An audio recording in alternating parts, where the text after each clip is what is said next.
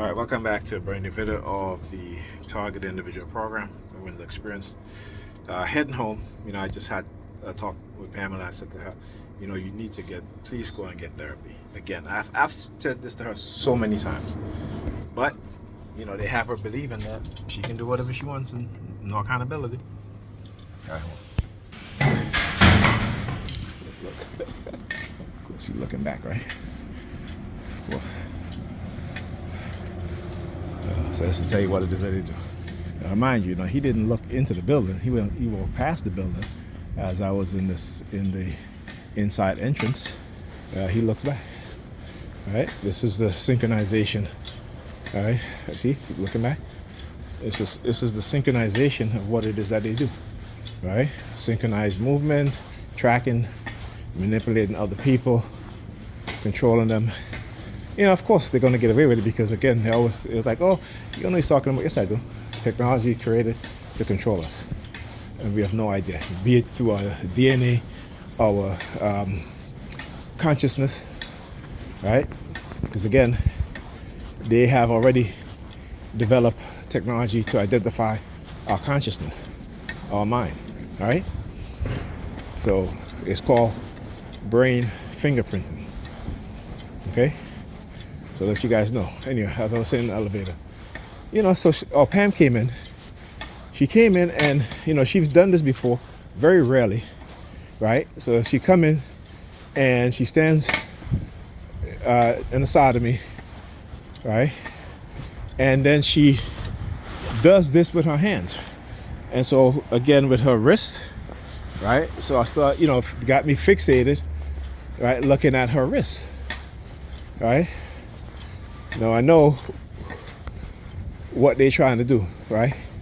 In this program, and when they target you psychologically like this, a lot of, I should say a lot of, but some people commit self-deletion, right?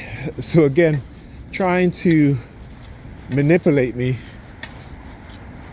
into thinking about that, which, I don't. I've said this before. If I die and they say that I committed self-deletion, that's a lie. That is a lie, okay? I'm not like other people who they can target and manipulate, particularly women. Women are more susceptible to that. Actually, I shouldn't say that because black men have the highest rate of self-deletion. And it's because of programs like this. Because of these coercive persuasion programs. Again, this is another aspect of the war against black people that they do, and they're not held accountable because you're doing the act, right? But they hide what it is that they're doing under mental illness, under psychological illness, right? The psychological warfare, the decomposition of your life within the society, right, which is an aspect of Zoom. So I said, listen, man. I said, Pam, listen, I came in here, see all that mess. I was very angry. Now my shoulders is hurting me. My shoulders, when I put on my book bag, right, there's sharp pain in my shoulder. So now when I turn with my neck, my shoulders is hurting me because, again, I cleaned up a lot. It was a lot.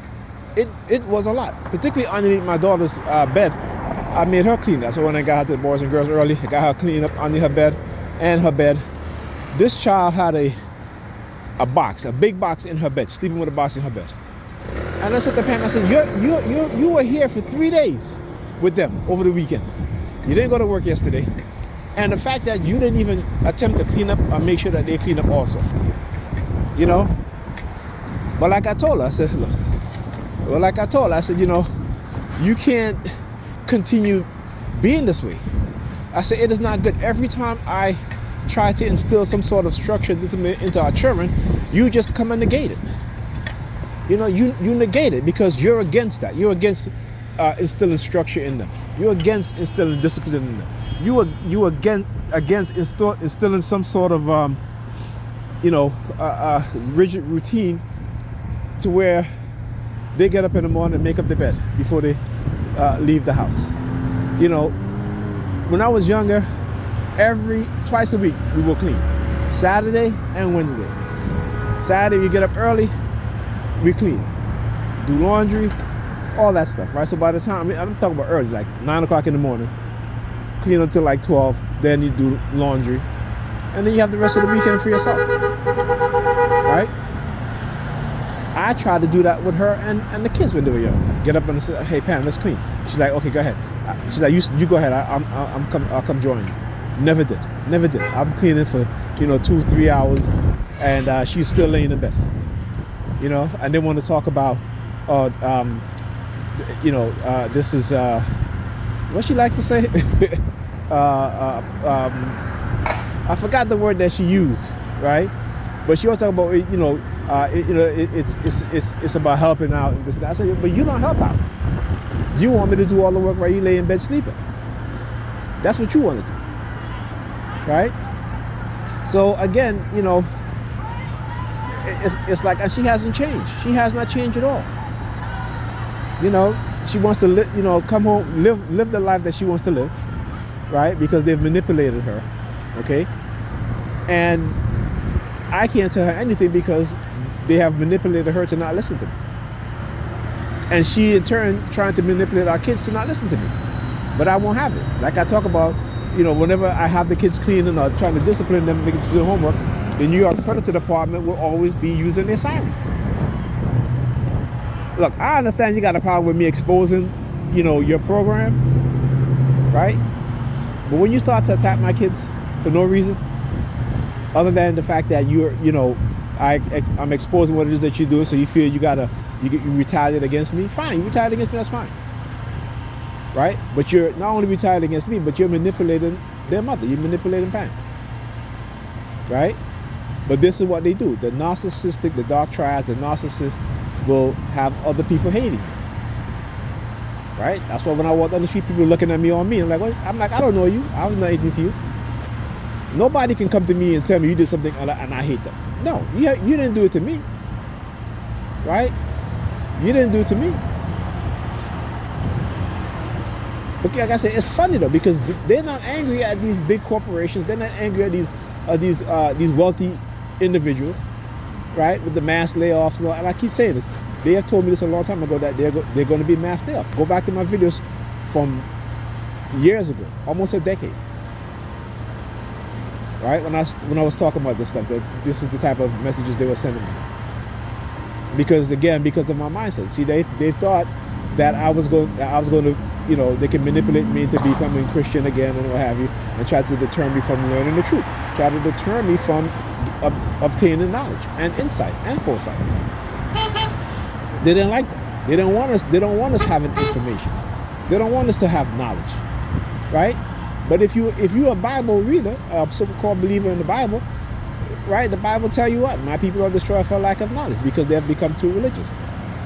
And my people, black people, are the most religious people in the world. The most religious people, the most believers. And you can manipulate a believer anyhow you want. You don't believe me? Go and read Cults in Our Midst by Margaret Singer. Right? Go read that book. Get that book. If you're a cult member, if you're one of these perps, go get that book and analyze your thinking, analyze your belief system, analyze what the people who are controlling you is doing to you. Because what they're doing is giving you a false sense of power while they're breaking you down psychologically, while they're breaking you down also societally, while they're breaking you down mentally, while they're breaking you down your physical health. But you don't see it because, again, cognitive warfare is a very powerful tool. And these individuals, because they have money, influence, power, right, the resources and ability to get away with what it is that they get away with, they continue to do it. But like I said, my purpose is to expose them. My purpose is to bring what they do in the dark into the light, right? And again, you look at what they do to black women and how they've been conditioned. No accountability, right? Don't care about their children's education, okay? And I was speaking to my friend from in Atlanta, and I was telling her about what Pam did the other day, last week, doing a listen here in the morning. She was like, why would she do that? Why did she always do that? And I said, that's just the way her mind works. right? If she don't feel good, she has to make everybody around her miserable. Which means our kids, right? And I said, yeah, and I can't even get the kids to do homework because they're tired. They're tired. And so what does she do to say to her friends? Oh, well, he's in charge of that. So, if the kids fail, that's on him. No, it's not.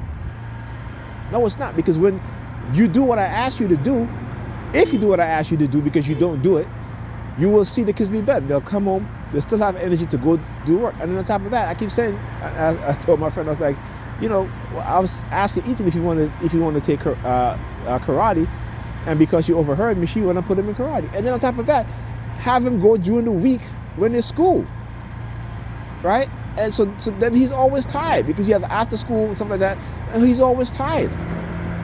I was like, instead of just signing him up for just Saturday classes, she have him go during the week, which is madness. And he's not doing well in school to begin with, right?